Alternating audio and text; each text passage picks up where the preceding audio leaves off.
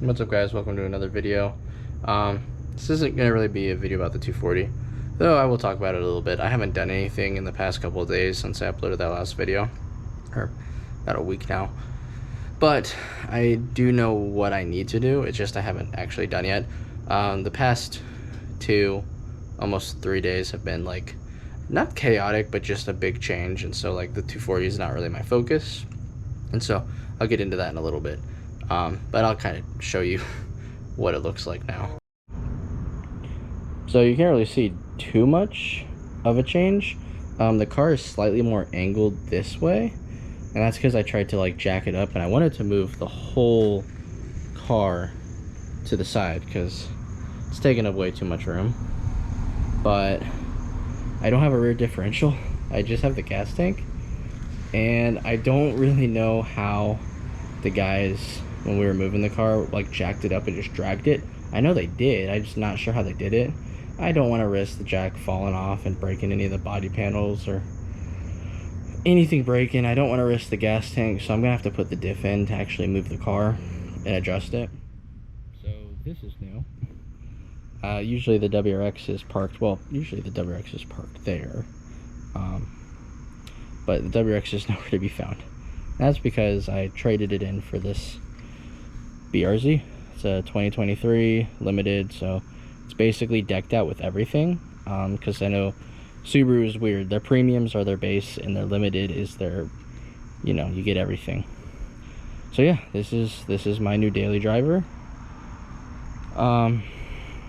And yeah, I test drove it. I actually took the Subaru in to get service done and then saw this. I was like, I gotta test drive this, and I was like, yep, I want this car. Now the decision was made over a long period of time. I actually test drove this car for like basically the entire day.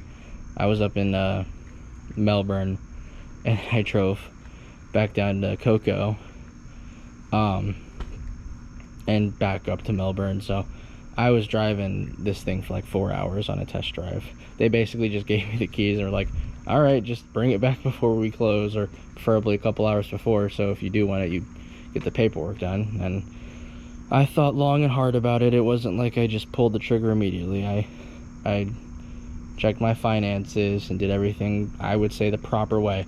Way more than my WRX. My WRX I maybe test drove for 10 minutes and then got it, and it was kind of, I want to say kind of out of desperation. I don't want to say it was out of desperation, but it kind of was. I needed a daily at the time, and when I finally signed the papers for my WRX, it was like 10 o'clock at night, about, you know, a couple hours after the dealership was supposed to close, but they wanted to close the deal. And yeah, I don't want to get the details of that, but yeah. So yeah, this is the daily. Okay, the only thing it doesn't have, which I think is kind of weird, is it doesn't have any fog lights, but it has these vents, and they're actual vents, I believe, and they go to the front brakes to cool them off. I don't really care for fog lights, but I have seen certain trims with fog lights, and so I'm not sure why mine doesn't. I don't really care. I was just like, interesting. But I'm taking this to get washed because it needs to be cleaned.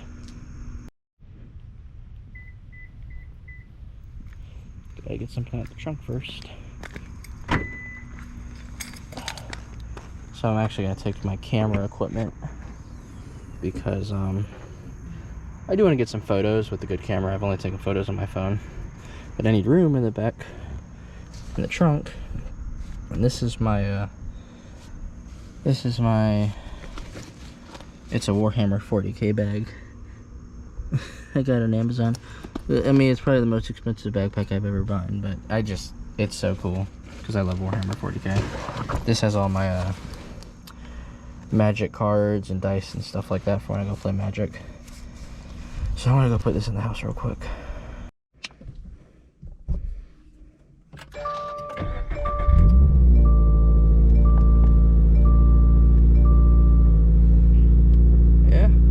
Actually has an exhaust on it because the previous owner put one on, and so it's not extremely loud.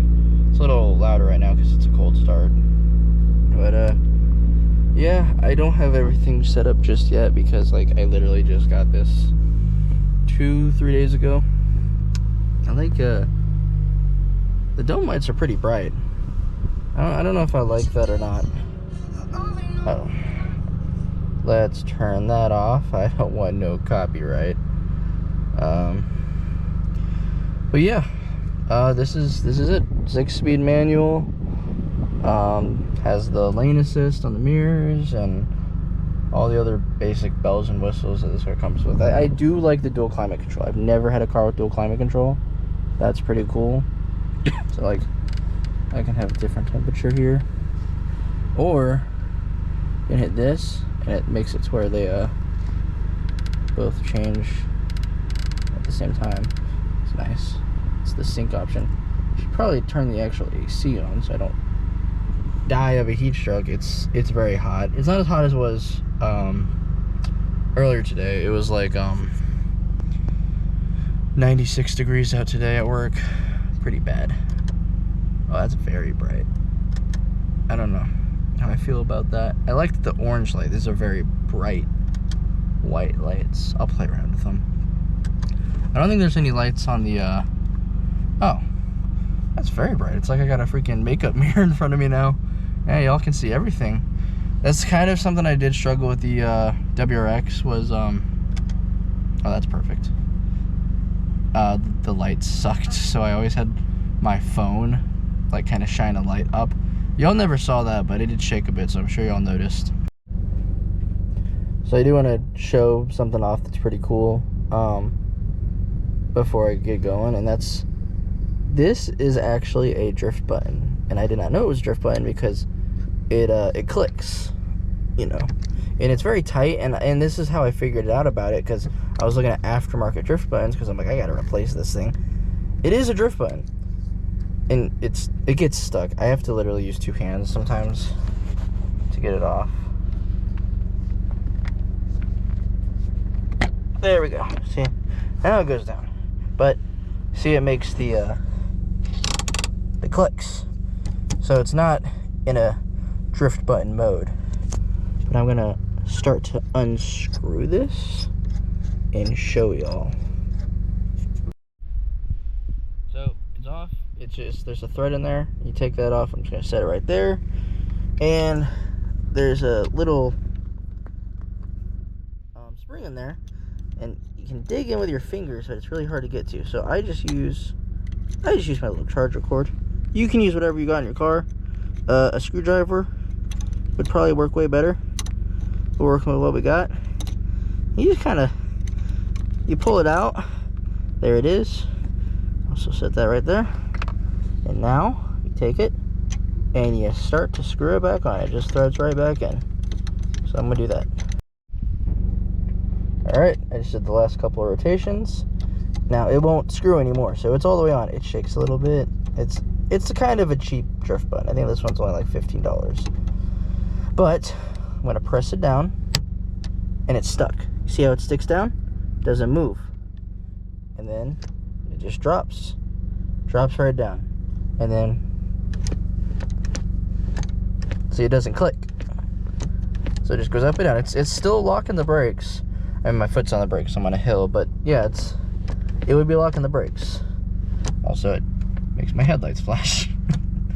But yeah, and then also, really cool thing is, even if you want to park in a hill, you never need to use a spring again, technically. What you can do is you just pull it up, get your fingers and pull up on the button, and then slowly release. Let it grab its tension. There you go. And like, I can press on this as hard as I want, and it's not going to go down. So unless this button like falls down, which the button's not going to just fall down. I can't even press the button down. I have to grab it and then pull up just a smidge, just a tiny bit of pressure. The button goes in, goes back down. So technically, you don't even need the spring anymore. The spring is obsolete. Then you just pull up, grab more tension, and then just pull the button up, and then release. And like, I'm gonna take my foot off the brake. Car's not moving.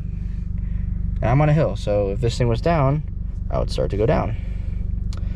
So yeah, it's very, Very cool. Part of me still wants to run the spring because, like, since I park on a hill almost every single day, just for the safety of it, I do like park in first gear as well for that extra bit of safety. I don't know. I want to think about it. I think for this drive, I'm just going to drive without it. And yeah, it's very, very cool. All right, at the car wash, and I actually like this car wash a lot. It's open 24 hours, and it has basically everything you need to wash your car, detail it, vacuums, everything.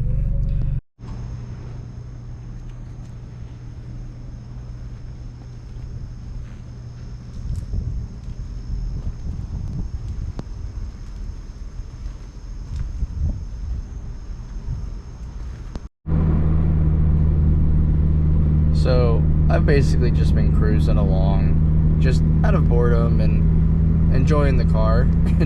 I discovered something pretty funny. I don't know how well y'all will be able to hear it because I don't know how the camera will pick it up. It's much louder in person for sure, but just give it a little listen.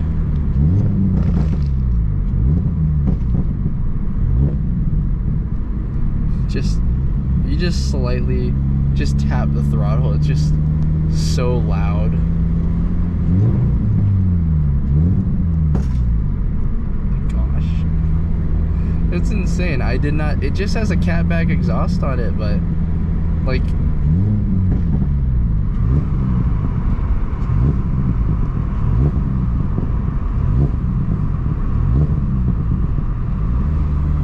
you just roll into it and just